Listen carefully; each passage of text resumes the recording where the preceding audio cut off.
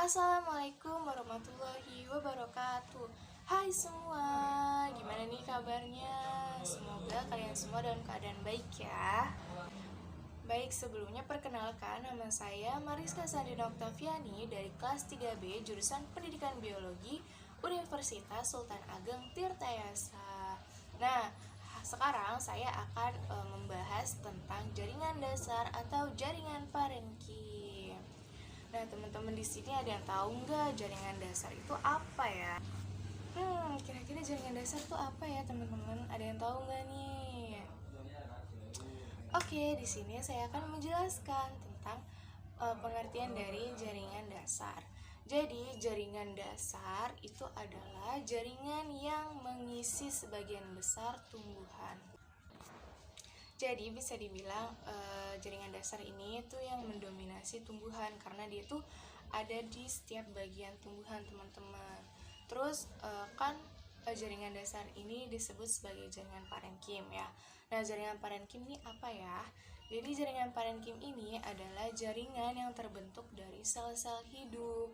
Kemudian struktur morfologi dan fisiologinya itu bervariasi. Jadi si parenkim ini gak cuma satu jenis dan satu macam, teman-teman. Jadi dia tuh punya banyak variasinya gitu. Jadi gak cuma satu jenis, satu macam dan satu bentuk. Jadi ada beberapa jenis, macam, bentuk dan berbagai fungsinya. Nanti akan saya jelaskan juga. Kemudian kenapa sih kok jaringan parenkim itu bisa disebut sebagai jaringan dasar? Ini pasti banyak teman-teman yang nanya nih. Soalnya kan kalau di pelajaran tuh pasti jaringan dasar atau jaringan parenkim. Nah, kenapa sih parenkim ini disebutnya jaringan dasar?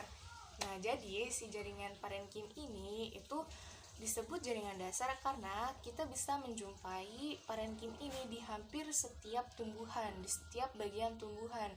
Jadi bisa dibilang parenkim ini juga mendominasi teman-teman di tumbuhan. Jadi dia tuh ada di mana-mana gitu. Makanya kenapa si parenkim ini disebut sebagai jaringan dasar. Kemudian di mana aja sih letak-letak dari parenkim? Parenkim itu letaknya ada di akar, batang, daun, kemudian ada di bunga juga, ada di endosperm juga.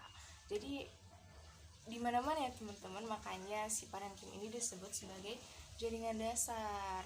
Kemudian di biji, batang, kemudian di akar, di daun itu parenkimnya mempunyai fungsi yang berbeda-beda, teman-teman. Jadi di sini saya akan menjelaskan dari parenkim buah, kemudian biji dan umbi. Itu mereka itu bisa mengalami spesialisasi. Jadi fungsinya itu sebagai tempat menyimpan energi. Jadi si buah, biji, umbi ini itu fungsinya untuk menyimpan energi, teman-teman. Kemudian untuk parenkim yang ada di daun itu fungsinya sebagai tempat penampungan fotosintesis. Jadi setiap tempat itu fungsinya juga beda-beda ya, teman-teman.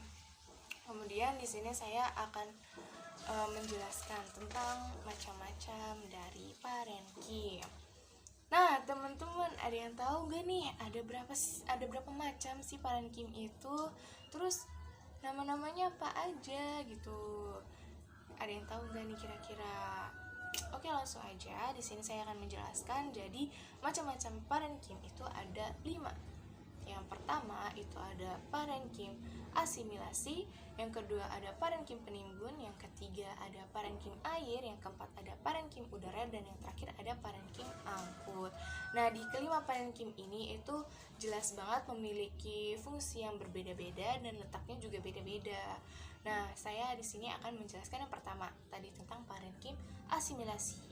Nah, jadi parenkim asimilasi ini fungsinya atau tugasnya itu untuk melakukan proses pembuatan zat-zat makanan. Jadi tumbuhan itu zat-zat makanannya itu diproses di parenkim asimilasi. Nah, terus letaknya itu ada di mana ya? Jadi letaknya itu ada di setiap tumbuhan yang berwarna hijau.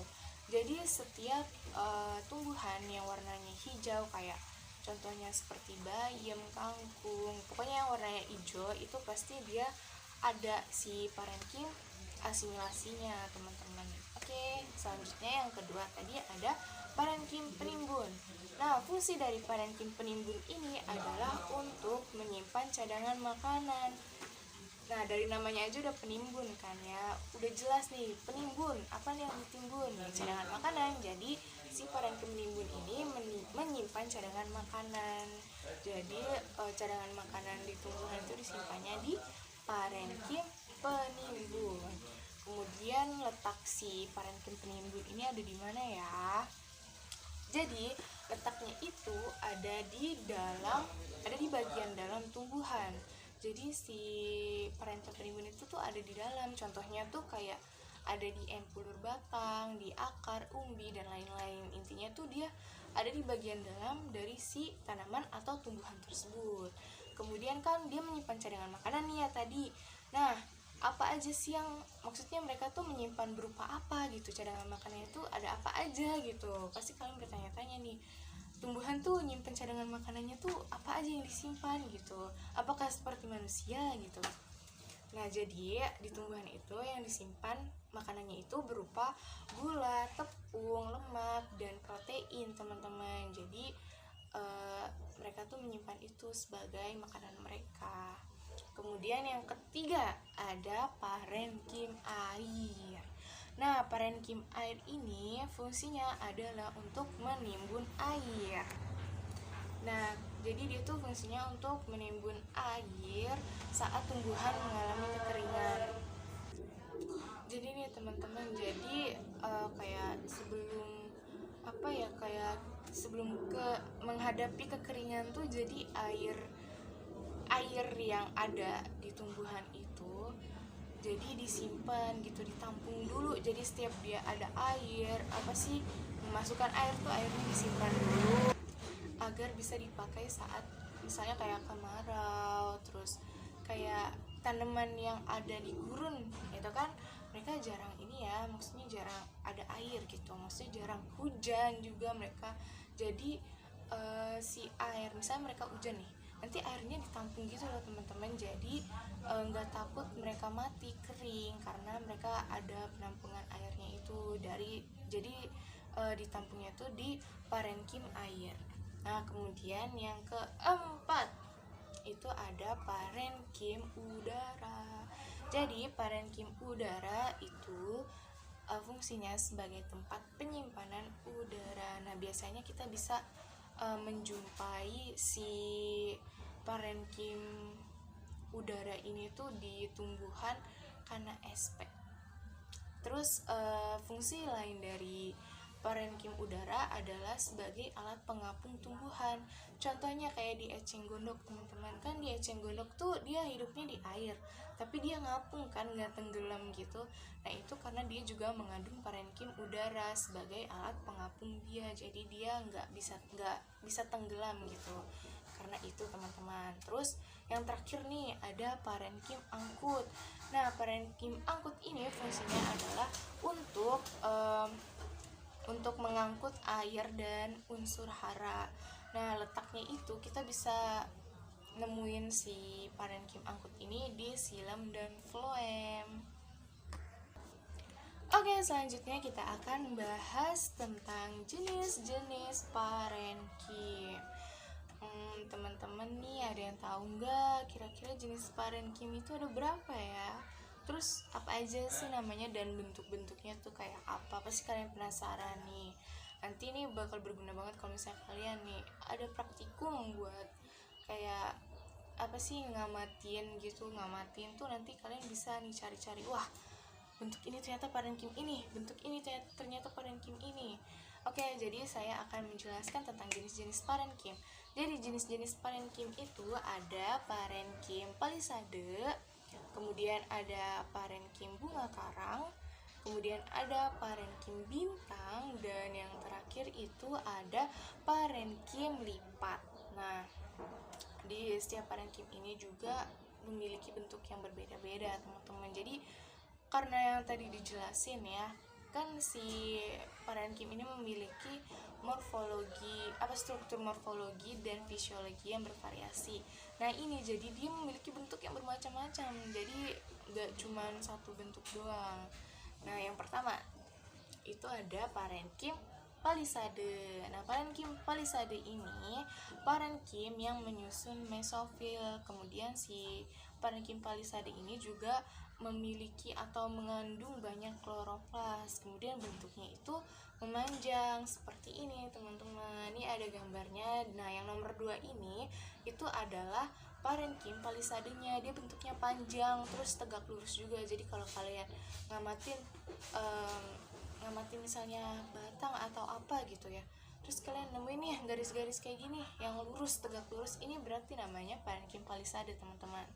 Terus yang kedua itu ada parenkim bunga karang. Nah parenkim bunga karang ini juga fungsinya sama untuk menyusun mesofil daun. Kemudian bentuknya kalau dari parenkim bunga karang ini itu bentuknya nggak beraturan, tapi dia tuh memiliki ruang antar sel yang besar. Contohnya seperti gambar di sini teman-teman nih. Bentuknya nggak beraturan kan, jadi kayak acak-acakan, kayak nggak bulat. Dibilang bulat enggak, dibilang lonjong juga enggak, oval juga enggak. Jadi itu dia acak-acakan gitu bentuknya. Terus yang ketiga itu ada parenkim bintang. Nah parenkim bintang ini bentuknya tuh seperti bintang, tapi dia tuh kayak bersambungan ujungnya, jadi ujung-ujungnya tuh nyambung gitu teman-teman. Jadi dia bentuknya bintang, tapi setiap ujung-ujungnya itu nyambung ke sebelahnya gitu. Nah terus biasanya kita juga bisa jumpain si parenkim bintang ini itu di tangkai kana SP. Jadi kalau misalnya kalian mau tahu nih bentuk aslinya parenkim bintang tuh kayak gimana, kalian amatin aja tangkai kana SP di bawah mikroskop. Nah saya akan menunjukkan bentuknya dulu ya teman-teman, biar kalian tahu nih bentuk dari parenkim bintang tuh kayak gimana. Tadang! Jadi ini bentuk dari parenkim bintang. Nah, bentuknya kayak bintang kan, cuman dia ujungnya tuh nyambung gitu, bersambungan gitu. Baik, yang terakhir ada parenkim lipat. Nah parenkim lipat ini dinding selnya itu mengadakan lipatan arah dalam serta mengandung banyak kloroplas juga. Terus biasanya si parenkim lipat ini kita bisa jumpai di daun pinus, dan di padi. Nah gambar itu seperti ini. Ini contoh ini tuh pada padi ya teman-teman. Jadi parenkim lipat pada padi itu kayak gini. Baik, mungkin itu saja penjelasan yang bisa saya jelaskan kepada teman-teman. Semoga bermanfaat dan bisa menambah ilmu teman-teman. Mohon maaf kalau misalnya saya ada kekurangan, kurang lebihnya mohon maaf. Wassalamualaikum warahmatullahi wabarakatuh.